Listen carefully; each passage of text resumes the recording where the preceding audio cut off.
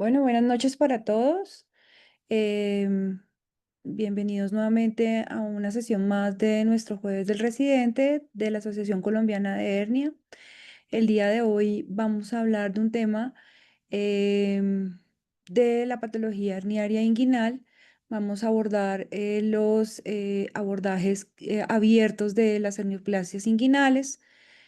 Para la sesión de hoy contamos con las doctoras Valentina Polanco y Angélica Fernández, residentes de segundo año de la Universidad Militar Nueva Granada y del Hospital Militar, y los tutores que acompañaron a las residentes y que nos acompañan en la noche de hoy son el doctor John Moore.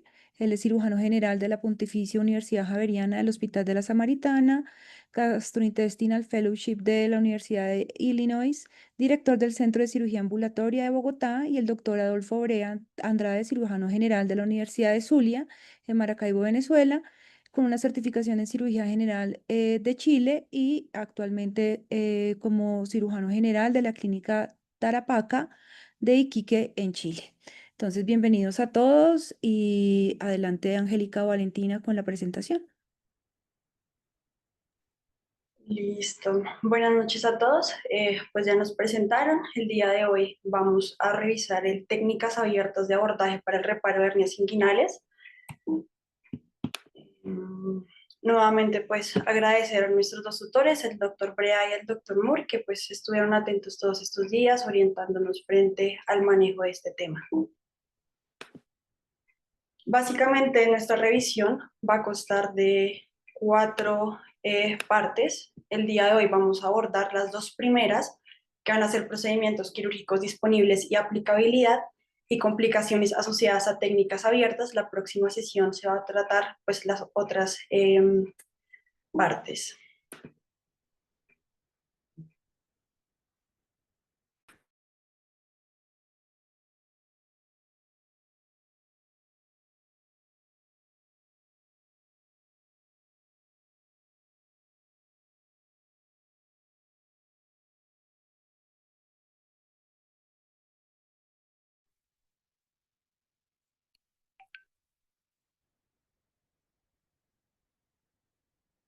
Bueno, entonces, como le decía mi compañera, la primera parte de esta exposición es acerca de las técnicas y procedimientos quirúrgicos disponibles y su aplicabilidad.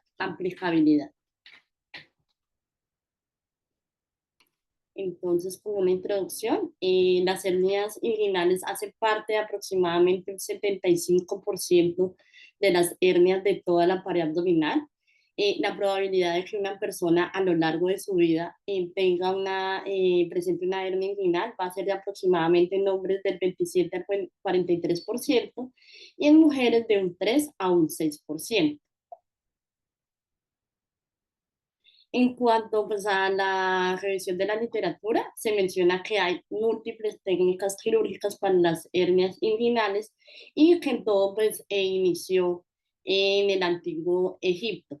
Este abordaje puede implicar una reparación pura del tejido, es decir, mediante una sutura o en la colocación de algún tipo de malla. Entonces, para como iniciar en todo lo del manejo de la técnica quirúrgica, siempre debemos planear de manera preoperatoria la técnica a utilizar.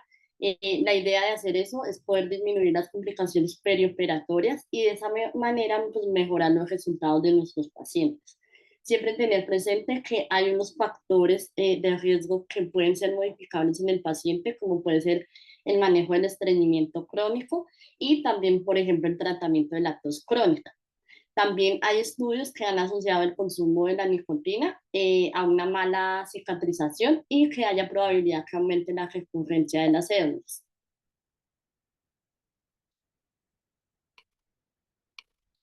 En cuanto al posicionamiento del paciente y la preparación, generalmente pues, se ubica el paciente en salas de cirugía en decúbito supino, con ambos brazos extendidos. Generalmente, según algunos estudios, aconsejan que los campos quirúrgicos se les debe disminuir como la superficie de la cual pues, vamos a manejar durante el procedimiento, porque eso hace que haya disminución del porcentaje de infección de sitio operatorio. En cuanto al uso de la sonda Foley, no es necesario usarlo en abordajes abiertos, se considera una cirugía limpia y hay como unas indicaciones específicas para el manejo de antibióticos en estos procedimientos. Que se vaya a colocar malla, que vaya a hacer una herniorrafia bilateral, que vaya a ser una hernia inguinal recurrente, que hayan pacientes con algún factor de inmunosupresión, por ejemplo, en los diabéticos. Y generalmente, pues decían que al momento de elegir el tipo de suturas se aconsejan las suturas monofilamento. Esto era como más haciendo como una introducción para hablar acerca de la clasificación de las técnicas quirúrgicas. Entonces, se clasifica en contención y en sin tensión. Contención, pues menciona que generalmente vamos a utilizar suturas y que generalmente las suturas las vamos, lo que va a hacer es, como la misma palabra lo dice, va a tensionar los tejidos, por eso se llama así. Y la técnica sin tensión son aquellas que van a utilizar algún tipo de material protésico y como lo vemos pues en la imagen, entonces hay, y como ya les había dicho desde el inicio, hay múltiples técnicas que se han utilizado durante toda la historia de la cirugía, pero pues acá pues voy a hablar como de las que han tenido pues mayor importancia y trascendencia pues a través de la historia. Entonces, a nivel de las técnicas con tensión, vamos a tener Bassini, McVeigh y Schuldeis. Sin tensión vamos a tener Liechtenstein, preperitoneal, también conocida Nyhus. También está la técnica de Robbins y también está la técnica de Gilbert.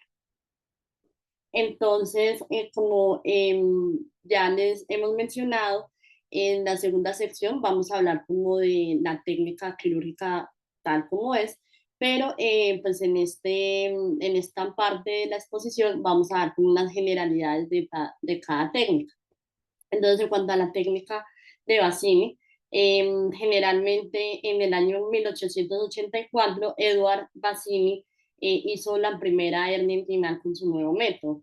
Ya como después de 5 años, en su monografía de 106 páginas en el año de 1889, escribió y hizo como toda la descripción de su técnica en el nuevo método operativo para la cura radical de la hernia inguinal. ¿Cuál era el objetivo de él en cuanto a su técnica? Entonces era el reforzamiento de la pared inguinal posterior al unir mediante una sutura el ligamento inguinal y el tendón conjunto.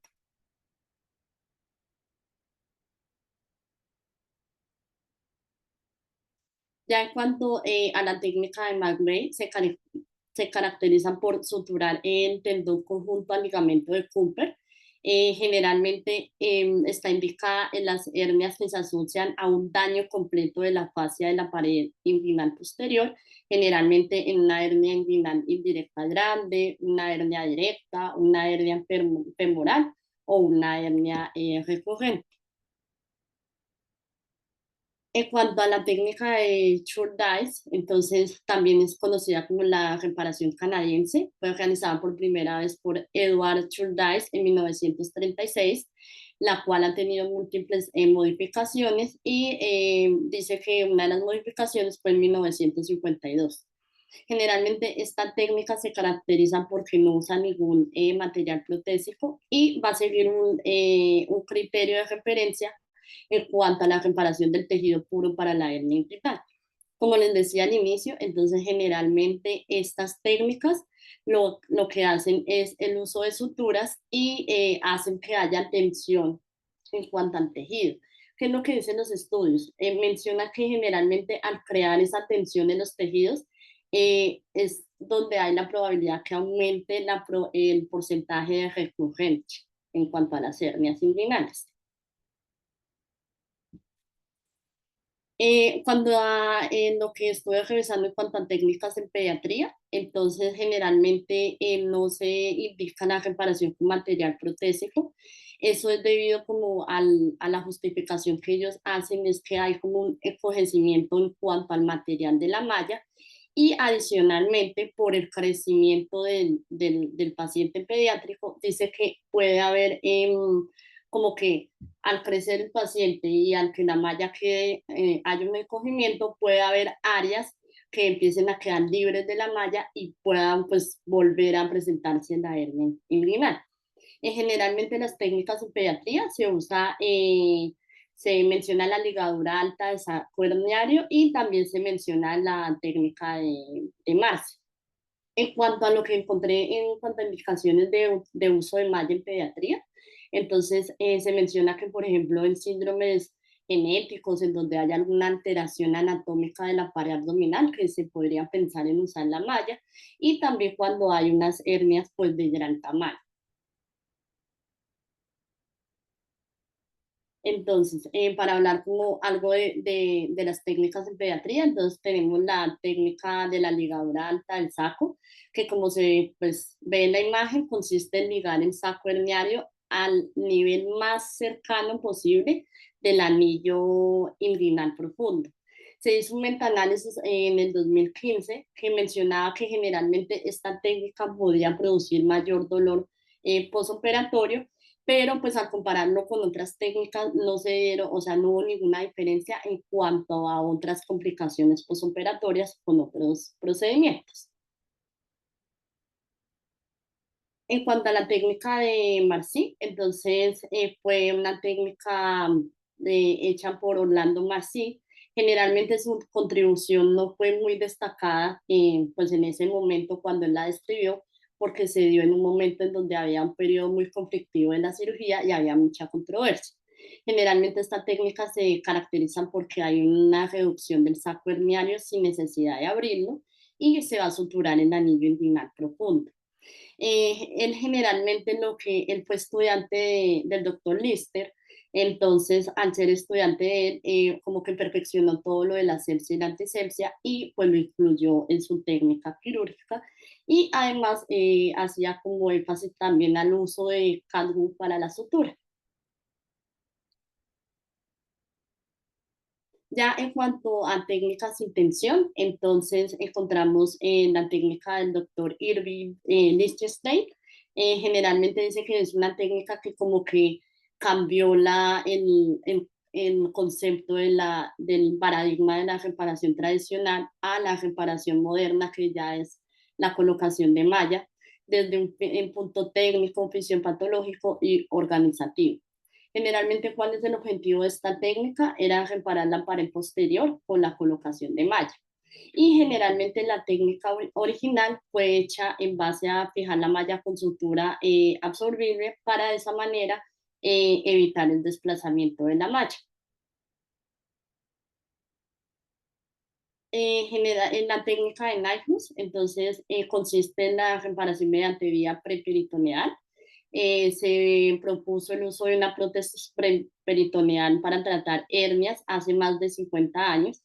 Las indicaciones más frecuentes son una hernia que sea recurrente y una hernia complicada. Pues como la misma palabra lo indica, es mediante vía preperitoneal.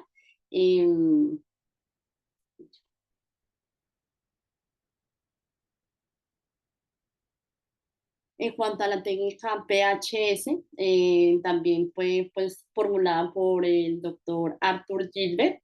Pues desde 1979 él tuvo como una fascinación por todo lo del tema de anatomía y fisiología de la pared abdominal y por eso se dedicó como a estudiar esta disciplina llamada herniología.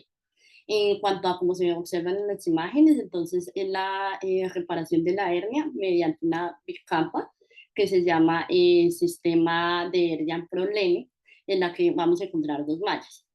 Hay una malla que es la que se encuentra, que es ovalada, y hay otra malla paralela, por así decirlo, que es más como circular, y van a estar unidas a un conector, y ese conector va a medir aproximadamente 1,5 centímetros.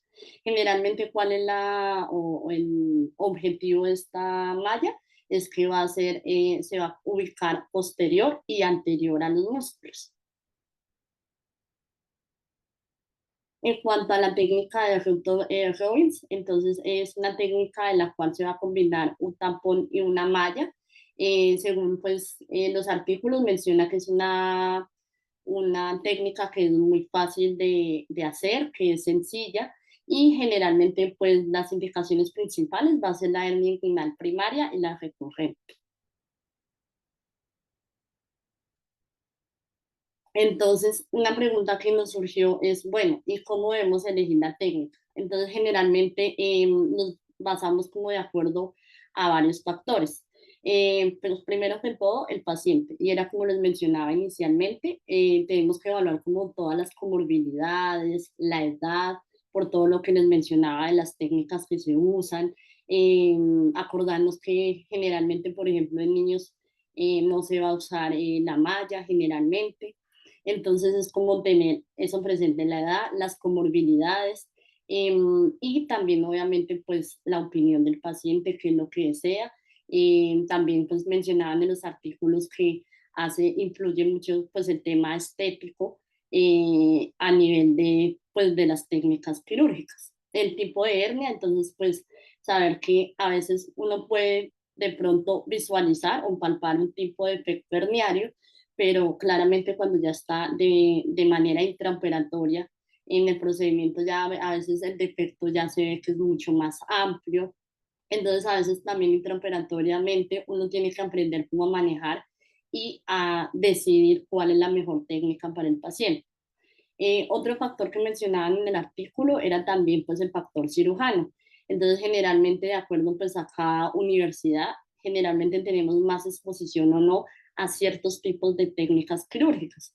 Entonces generalmente hay doctores que les llama la atención más un abordaje anterior, otros que les llama la atención más en la vía preperitoneal, o pues ya más adelante se hablará del tipo de cirugía mínimamente invasiva.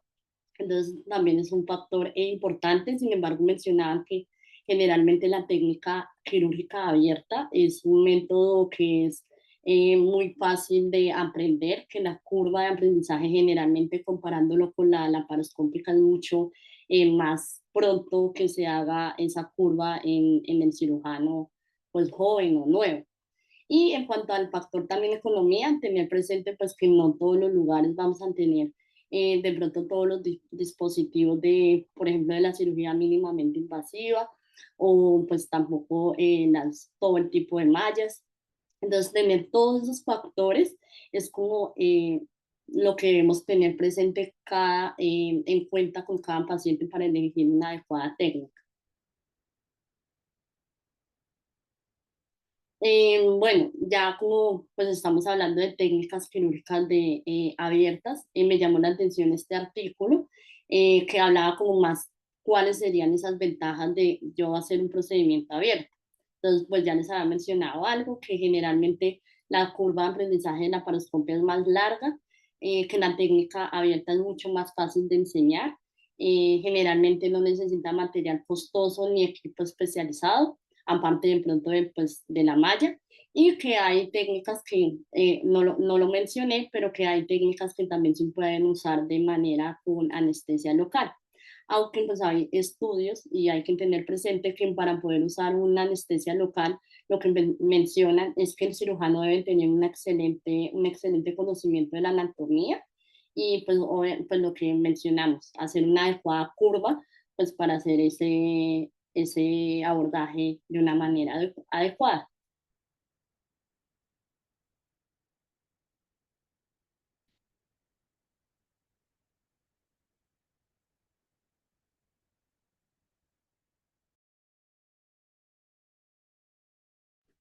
Listo. Ahora para iniciar, hablando de las complicaciones quirúrgicas asociadas a los procedimientos abiertos, vamos a iniciar diciendo que esta es una de las cirugías que se realizan de forma más frecuente a nivel mundial. Se estima que aproximadamente se realizan más de 20 millones de personas anualmente. Hay dos de las complicaciones más frecuentes que pues abordaré más adelante, que son las recurrencias. Hay reintervenciones del 10 al 15% de estos casos. Y adicionalmente puede haber una discapacidad por un dolor crónico que puede ir de 10 al 12%, con uno de 3% con dolor intenso. Esto porque es importante para nosotros, entre otras cosas, genera un impacto negativo a nivel mundial en los costos de salud y la atención médica. Las complicaciones las podemos adjuntar en dos grandes grupos. Primero, los resultados primarios, entre los cuales van a estar las tasas de recurrencia, el dolor postoperatorio crónico, la infección de la herida quirúrgica.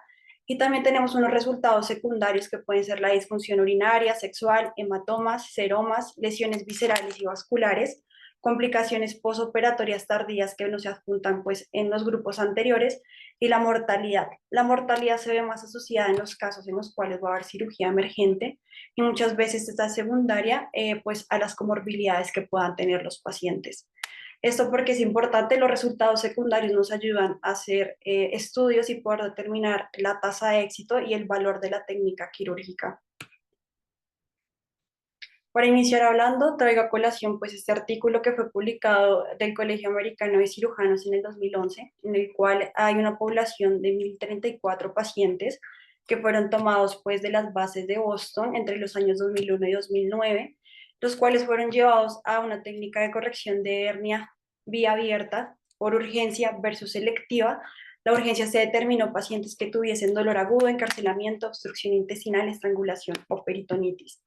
¿Qué podemos evaluar pues de este estudio? Básicamente tener en cuenta que la población que mayormente fue sometida tanto a cirugía pues de urgencia como electiva fue la población masculina, que adicionalmente estos pacientes presentaron mayores tasas de recurrencia en el grupo de cirugía electiva y las complicaciones mayores se vieron pues asociadas como es la peritonitis, la sepsis en grupos pues que fueron sometidos de urgencia.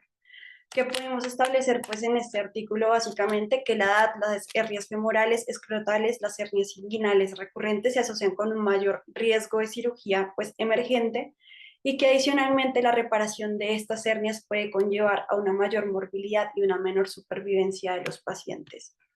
Para iniciar hablando de la recurrencia, tenemos que esta está presente en 1 al 15% de los pacientes, que si bien ya llevamos más de 35 años entre los cuales ya se empezó a hacer el uso de la malla y 25 años aproximadamente del uso de la cirugía laparoscópica, las tasas de recurrencia con técnicas de reparación abierta no han disminuido de forma consistente a nivel mundial.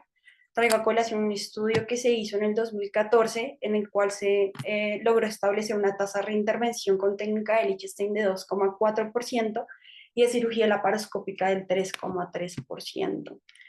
Entonces, en estos pacientes que tienen recurrencia, se plantea si se puede hacer simplemente una vigilancia y no pues reoperarlos. Digamos que en el 2016 pudimos establecer que esto es relativamente seguro, sin embargo, estos pacientes eventualmente tienen que tener una transición a un nuevo tiempo quirúrgico. A los 2 años se estima que es de un 23% y a los 7,5 años se estima que es del 72%. Las guías que nos recomiendan que siempre cuando tengamos que hacer una reoperación de un paciente que ya tiene previamente una técnica posterior, se recomienda hacer una vía anterior. Por ejemplo, pacientes que ya tengan una técnica de Liechtenstein o pues anterior que esté, pues que haya fallado, se debe hacer un abordaje preperitoneal y por ejemplo en pacientes que también pues se les proponga una técnica de Liechtenstein fallida, se puede beneficiar de un procedimiento laparoscópico como veremos más adelante. La siguiente complicación es el dolor postoperatorio crónico. Internacionalmente se conoce con las siglas de CPIP, que básicamente traduce un dolor inguinal crónico postoperatorio. Básicamente se está presente del 10 al 12% de los pacientes. Este dolor puede afectar la vida diaria de un 0,5 a un 6%.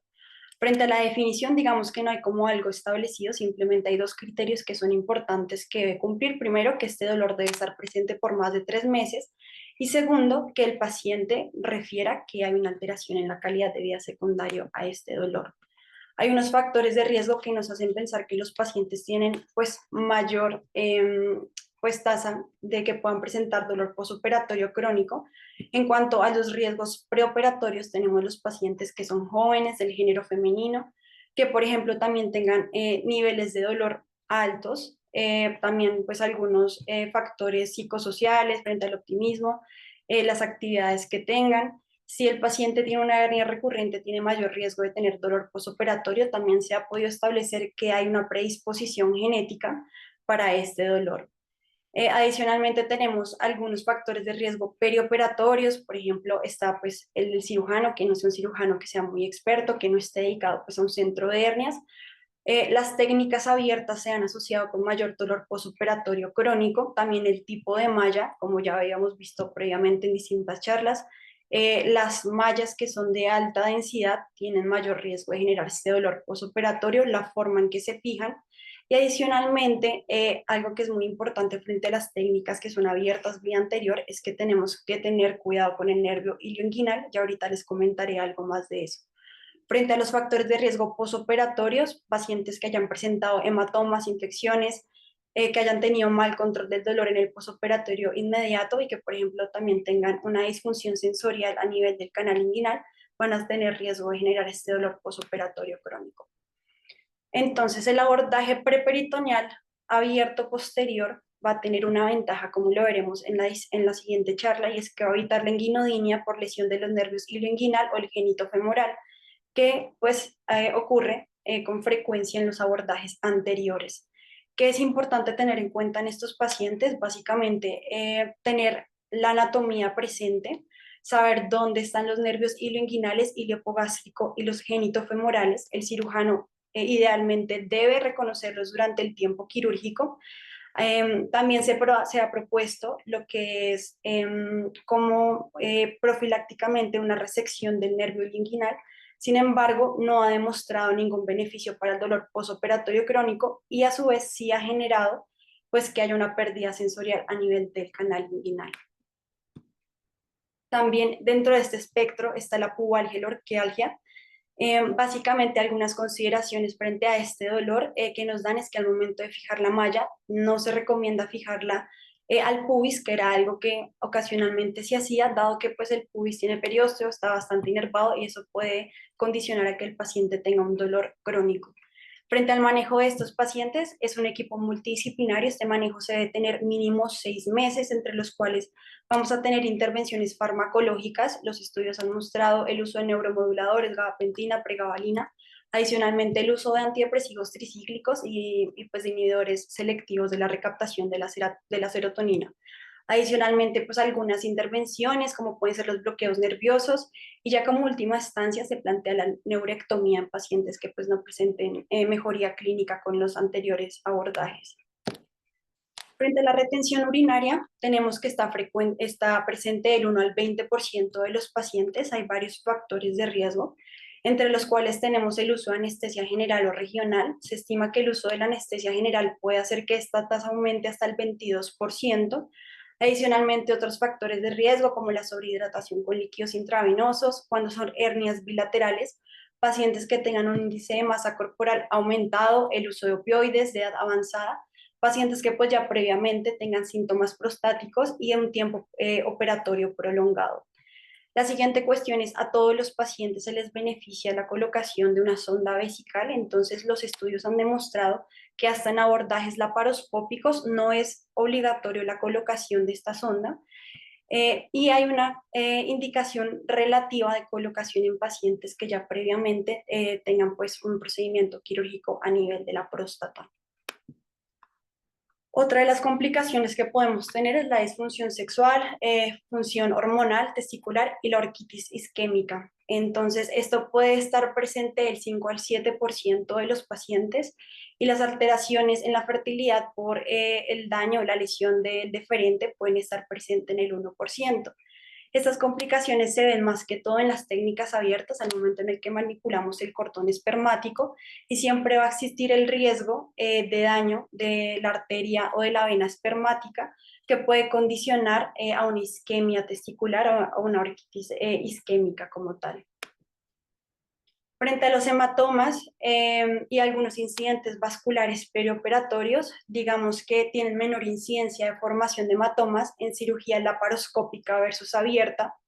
Las recomendaciones que nos dan las guías básicamente es, pues nuevamente sacamos a colación la experticia del cirujano y adicionalmente pacientes que tengan anticoagulantes, antiagregantes, pues se debe suspender según las indicaciones médicas y las guías de manejo que tenga pues cada centro clínico. Traigo aquí a colación las guías europeas para pues la cirugía no cardíaca. Frente a los seromas, hay factores de riesgo que nos pueden condicionar a que los pacientes lo generen. Pacientes que tengan hernias inguinoescrotales de gran tamaño, que sean coagulopáticos o que tengan una falla hepática congestiva. Las recomendaciones que nos dan para poder disminuir el riesgo pues, de presentación de los seromas, básicamente es corregir la fascia transversalis durante las técnicas laparoscopias, sobre todo en pacientes que tengan sacos herniarios muy grandes. Básicamente, los seromas no suelen presentar complicaciones pues, severas, a no ser que presenten algún grado de infección. Entonces, el uso de drenes no está recomendado pues, en los pacientes que sean sometidos a estas técnicas de manejo para corrección de hernias. Otras complicaciones que no están catalogadas pues, en las otras que les comenté previamente son aproximadamente el 0,4%, entre los cuales tenemos lesiones intestinales a nivel de la vejiga, lesiones vasculares, digamos que son pues no muy frecuentes y más que todo se ven con los abordajes laparoscópicos versus pues los abordajes abiertos.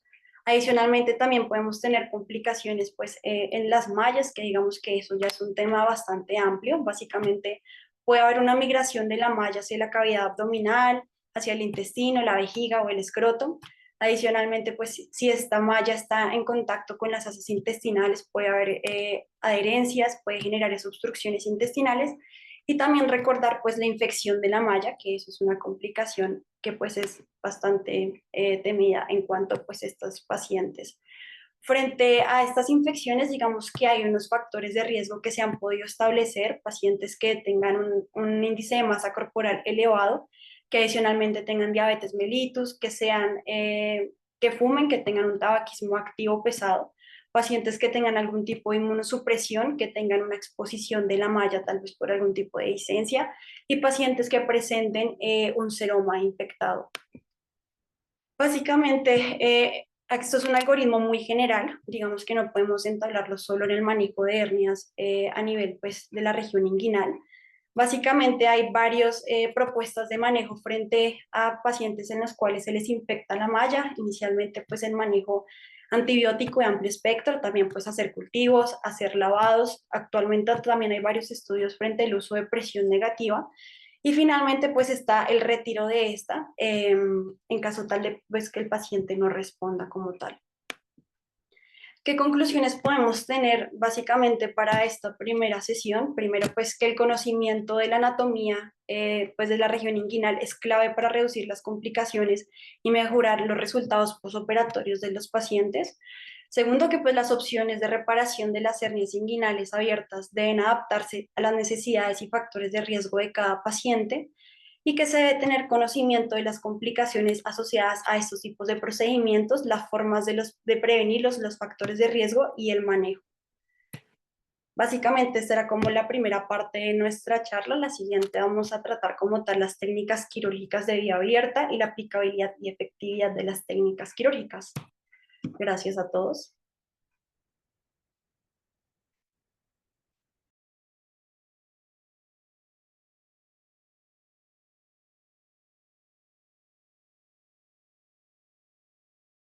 Bueno, muchas gracias por la presentación. Quisiera darle la palabra a nuestros tutores, al doctor Moore y al doctor Brea, si se encuentran conectados para algún tipo de comentario relacionado con el tema.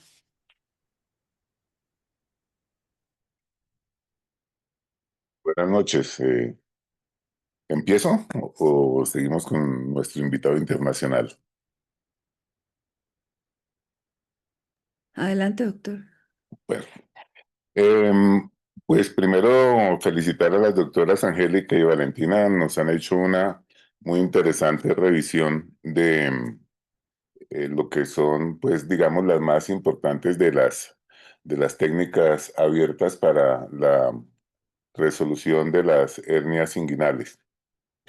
Em, pues ustedes en la literatura hay más de 70 técnicas anteriores a la época de la laparoscopia que permitían abordar y solucionar con resultados que son comparables en sentido de lo, entre comillas, buenos, pero las que mencionaron son las más importantes. ¿Qué quiero yo puntualizar para rescatar de esta presentación?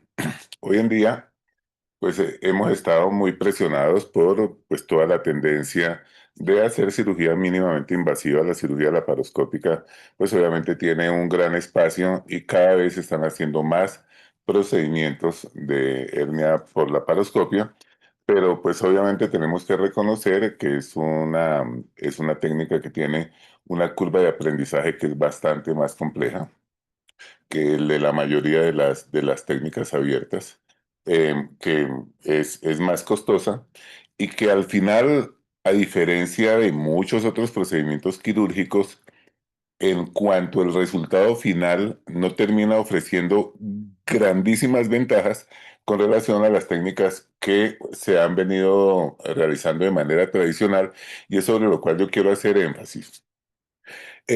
Yo creo que hay pacientes para todos los tipos de hernias.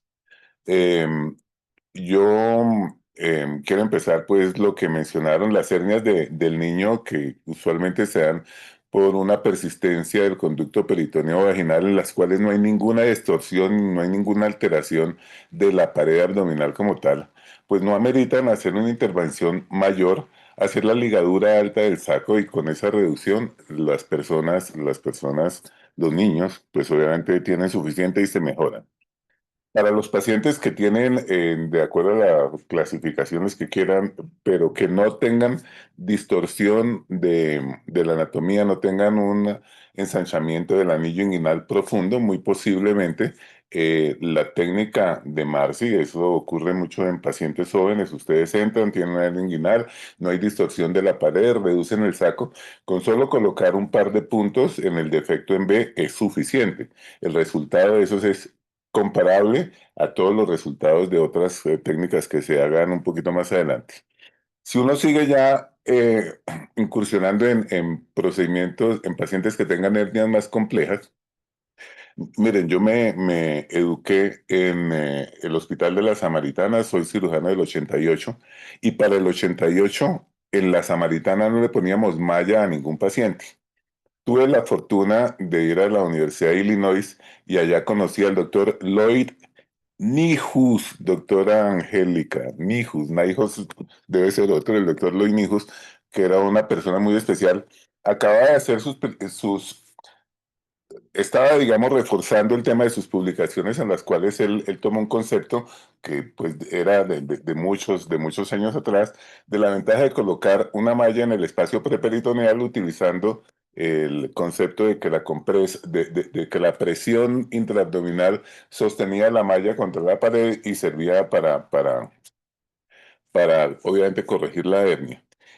Y yo pues no discutía con él, pues era una figura presidente, él era el jefe ya honorario del Departamento de Cirugía de la Universidad de Illinois.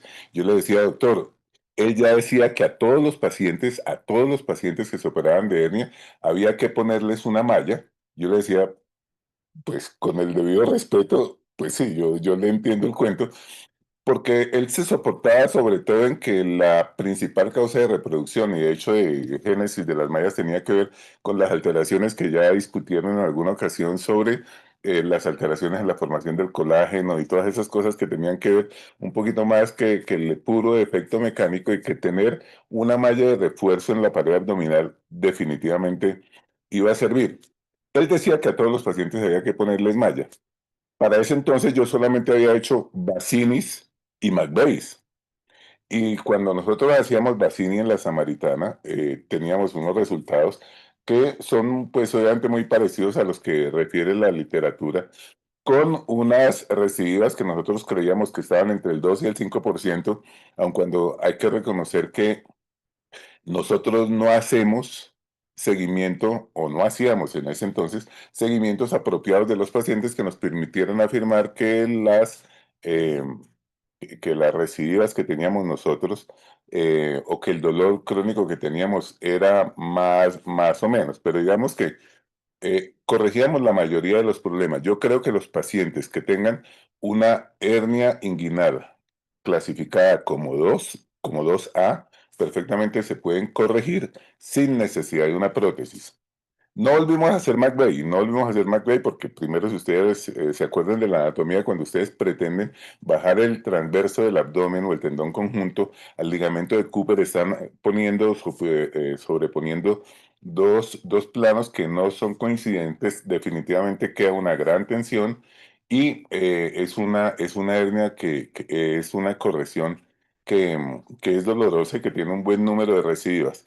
Hoy, sin embargo, para mi gusto, la mejor forma de solucionar una hernia crural en un pues, defecto no mayor, en una persona que tenga una aceptable pared, en el caso típico de mujer obesa que tenga hernia crural, un defecto por debajo del pliegue inguinal que se ve a través del anillo crural y que no sea reductible, el mejor abordaje es reducción por vía preperitoneal y hacer una técnica de McVeigh si la pared da, o en el sentido o en el otro sentido, colocar una malla como el doctor Nijus recomendaba, que tiene la ventaja de estar en el espacio peritoneal, utilizando pues el concepto que ustedes conocen de estopa y de todas esas cosas, tapar desde la parte de atrás los potenciales defectos por los cuales va a ocurrir una hernia.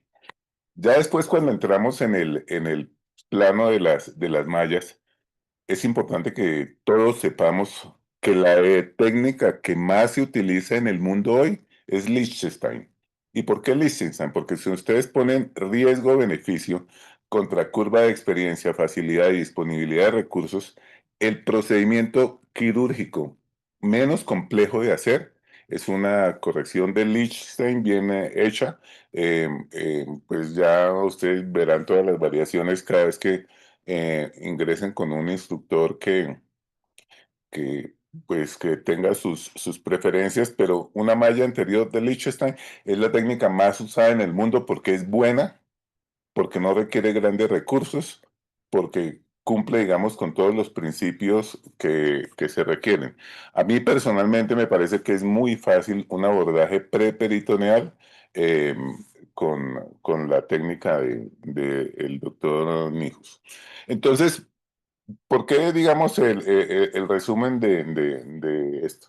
Creo que hay unos espacios, a mí nunca me gustó la técnica de Rudkoff, nunca entendí muy claramente cuál es la ventaja de poner un plug de malla en el defecto y colocarle otra malla encima, nunca la entendí.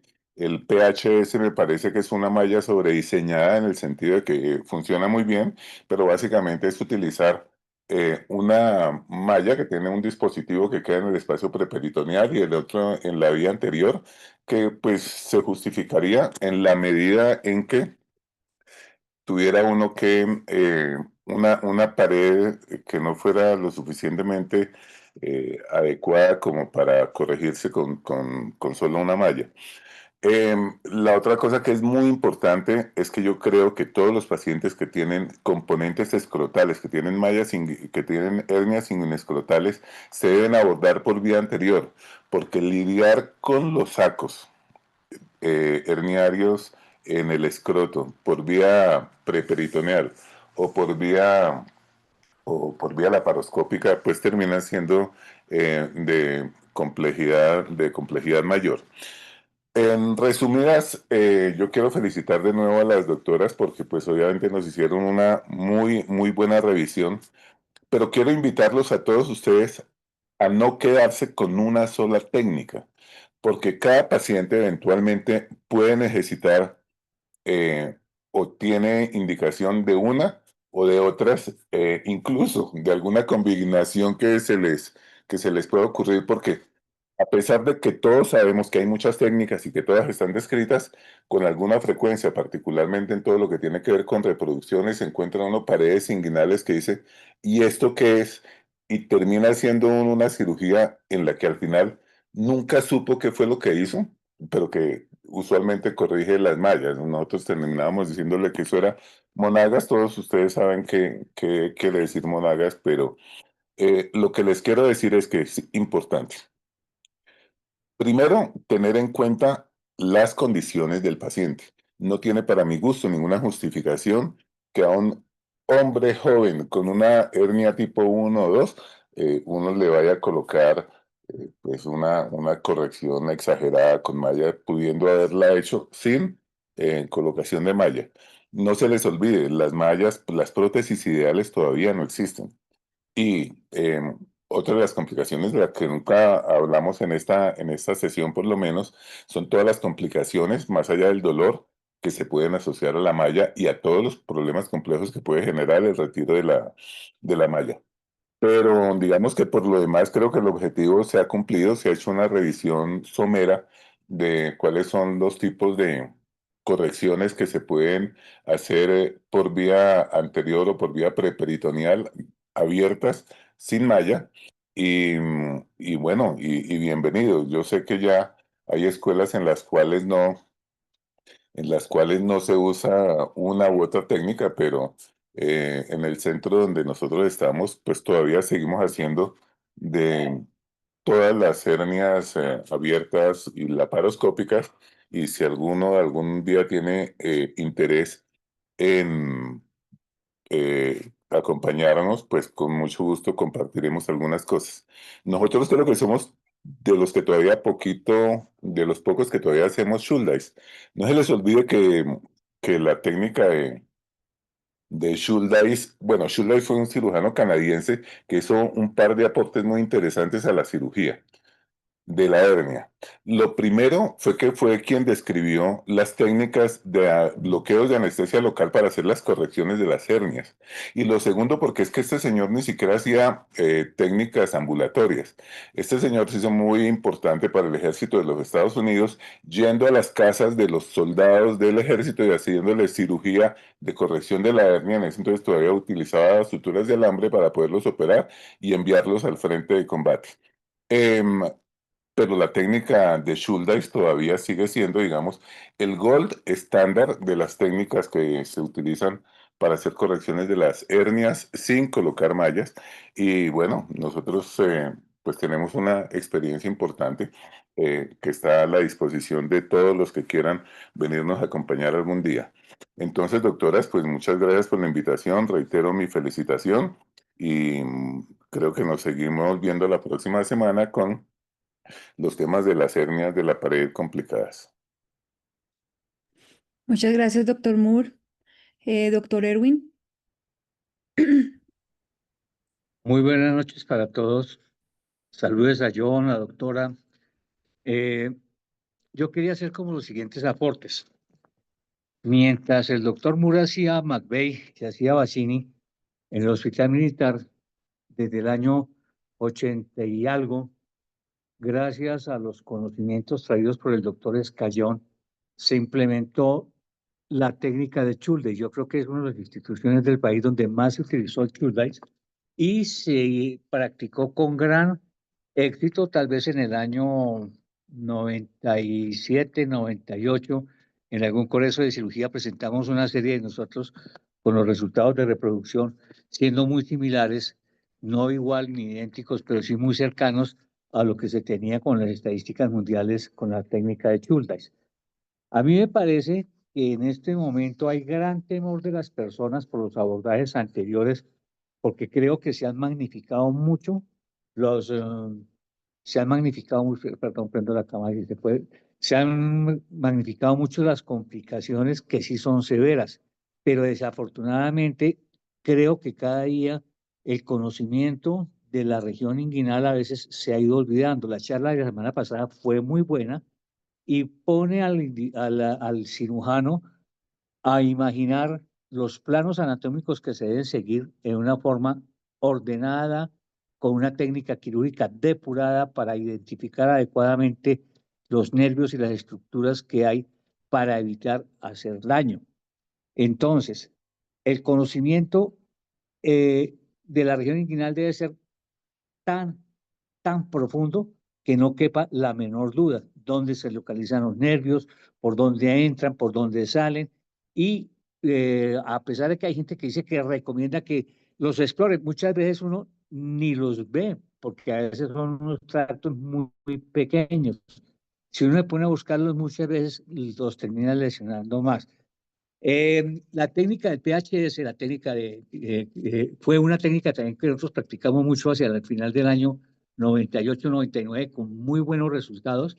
Efectivamente parecía una técnica sobredimensionada porque colocar una malla preperitoneal con una malla suprafacial parecía exagerado, pero los casos que nosotros manejamos durante varios años, creo que tuvimos también una muy buena experiencia y lo más importante en eso era que la gente hiciera una apertura de la fascia transversalis para hacer una adecuada disección del estadio de la parte preperitoneal para colocar adecuadamente la malla, porque en algunos casos trataban de meter esa malla a las patadas y no la expandían bien y se tenían reproducciones. Entonces, esa es una técnica por vía anterior adecuada. Tal cual es como lo dijo John Henry, es importante que el cirujano, dentro de su armamentario, conozca el abordaje adecuado, ya sea que haga una técnica preperitoneal, ya sea que sepa hacer un chulas, ya sea que sepa hacer un Liechtenstein, pero que lo haga absolutamente bien. Yo pienso que ahí es en aras de ir haciendo o de ir enseñando la cirugía laparoscópica, cuya anatomía prácticamente es de un solo plano, se ha olvidado de la anatomía de varios planos, que son planos secuenciales que deben ser absolutamente del conocimiento del cirujano general para poder abordar la región inguinal.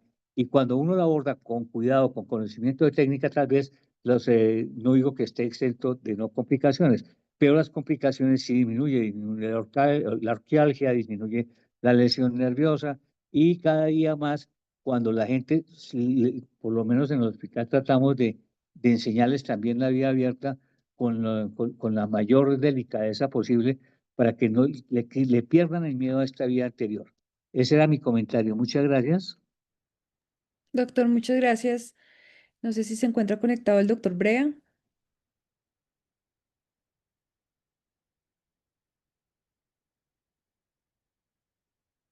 Bueno, yo creo que nos quedó muy claro todos los aportes que nos hicieron el doctor Moore y el doctor Rodríguez relacionado con el conocimiento adecuado de la anatomía de la región inguinal para poder hacer una adecuada selección de la técnica quirúrgica abierta en los pacientes que llevamos a herniorrafias o hernioplastías inguinales.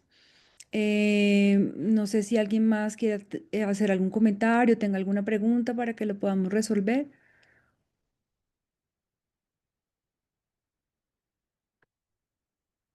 Quisiera agregar un comentario adicional. Mira, el tapón de Rukov fue, a pesar de que lo pregonaron con gran amplitud, yo pienso que fue un desastre. Y fue un desastre porque hubo gente que empezó a colocar conos, algunos lo fijaban, algunos no lo fijaban, y con esa técnica hubo mucha migración de esos conos que se pegaron, inclusive causaron fístulas gastrointestinales y fístulas vesicales. De pronto John Henry también vio algunos casos como esos de la migración de esos conos que fueron un desastre y pues una técnica que definitivamente no la recomendaría y no la haría. Doctor Cisneros, buenas noches. Buenas noches desde México, Héctor Cisneros. Estoy de acuerdo en mucho de lo que han expuesto el doctor Moore y el doctor Erwin. Sin embargo, hay ciertas cosas que yo quisiera puntualizar. Existen los abordajes anteriores abiertos y abiertos posteriores. Y también se puede acceder al espacio preperitoneal a través de un abordaje anterior. Por ejemplo, para hacer la hernioplastia de Rives inguinal. Creo que no se ha tomado en cuenta un aspecto muy importante en la patología herniaria, como para poder decir que la técnica de Schuldeis, claro que es buena y es muy buena si se sabe hacer correctamente, pero no se toma en cuenta un factor que se llama herniosis, igual que con la técnica de Nijus. El doctor Nijus siempre fue enemigo acérrimo del material protésico hasta sus últimos días, donde después de reforzar ahí con su técnica con puntos del arco del transverso, el tracto iliopúbico y el Cooper, se dio cuenta de que efectivamente había una ventaja de reforzar esa hernioplastia posterior. Y fue cuando empezó a utilizar el material protésico. La técnica de Schuldeis, nosotros en alguna ocasión pudimos platicar con el doctor Ben David, que era pues prácticamente el que movía el abanico ahí en el hospital Shouldice en Toronto, en Ontario, Canadá. Y nos platicaba que efectivamente era muy buena técnica, pero también para ciertos pacientes seleccionados, con jóvenes, con hernia unilateral, etcétera. Y que realmente las cifras que ellos reportaban en las revistas como tasa de recurrencia de 1.5 o menos del 2%, en la generalidad de los casos eran nada más de esa clínica y que muchas veces en las reuniones que hacían masivas de los pacientes operados, la tasa de recurrencia se les iba hasta el del 14% por diferentes motivos. Entonces, como que había un sesgo ahí. Sin embargo, pues yo estoy de acuerdo. Si hay un problema de herniosis que es muy frecuente en los pacientes que tienen hernia inguinal o múltiples hernias, pues yo creo que en todos los casos deberá hacerse uso del material protésico para reforzar esos tejidos debilitados. Por otro lado, el hecho de que Rutko haya diseñado esa técnica, muchos de los casos que fracasaron o que migraron fue precisamente porque mucha gente creía que era tan simple y tan sencillo que lo hacía mal. Sin embargo, nosotros tuvimos la oportunidad también de estar en el hospital en Freehold, Nueva Jersey, con el doctor Rutko. Y efectivamente los pacientes que él operaba pues, eran hernias pequeñas, no las grandes o gigantes o a veces con pérdida de dominio que estábamos acostumbrados a ver acá en Latinoamérica. Sin embargo, pues fue parte de la evolución de las técnicas que ha venido cada día mejorándose antes de la llegada de la cirugía endoscópica. Ahora, muchos de esos fracasos es porque precisamente no la hacían adecuadamente. Algunos ponían el puro cono, no lo ajustaban bien al orificio inguinal profundo, no lo fijaban adecuadamente y en una tosida o una pujada se salía el cono. Otros dejaban orificios en el saco herniario que imaginaban hacia el bogros y por ahí se adherían intestinos si tuvieron fístulas o tuvieron alguna otra complicación. También el parche, algunos lo omitían, solamente la conocían con la técnica del cono y no era nada más el cono. Uno de los defectos que tenía es que eran sus parches muy pequeños y con una sola ancladura, un solo punto de sujeción para abrazar el cordón espermático. Entonces nunca tomaban también en cuenta la retracción del material protésico y quedaban zonas descubiertas del piso de la ingle y por ahí venían las recurrencias. El dispositivo del doctor Gilbert en 1998 del PHS fue un excelente dispositivo que quizás se abandonó por el costo de los mismos materiales, por lo menos aquí en México, pero era una combinación de los tres dispositivos, uno preperitoneal, el cono de Rutko y la malla suprafacial de Liechtenstein. Entonces era un excelente dispositivo. Alguien dijo, es que invade el espacio preperitoneal. Fue uno más de los mitos que se han venido abajo con el advenimiento de la cirugía endoscópica. ¿Dónde queda el material protésico actualmente? Pues en el espacio preperitoneal y nadie dice nada. Queda en contacto ahí sobre los vasos ilíacos y sobre los nervios, nadie dice nada. Y es que si se hacen bien las cosas y no se pela ahí la grasa que cubre tanto los nervios como los vasos, pues el riesgo de lesión también y de que se pegue la malla es poco. Si no, ya hubiese dejado de hacerse. Entonces creo que son múltiples variables las que deben tomarse en cuenta.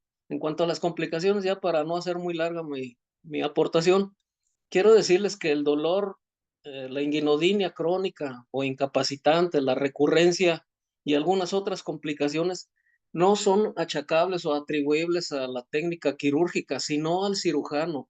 Todas estas complicaciones y la recurrencia son cirujano dependientes y en muchas ocasiones por falta de conocimiento de la anatomía, que debe ser nuestro faro guía y nuestra brújula para orientarnos perfectamente para cualquier tipo de cirugía que hagamos. Muchas gracias. Doctor, muchas gracias por sus comentarios. No sé si alguien tiene algún comentario adicional o alguna pregunta. Aprovechando que tenemos acá al doctor Cisneros, al doctor Muri.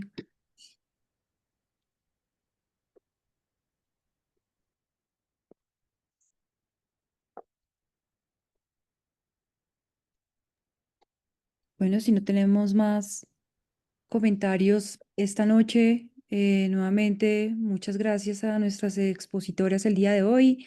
Muchas gracias a las intervenciones de los tutores de la presentación el día de hoy, de la sesión de nuestro jueves del residente. Y pues una feliz noche para todos y nos vemos el próximo jueves. Muy buenas noches, muchísimas gracias, que estén muy bien todos. Hasta luego. Feliz noche. Hasta luego, gracias.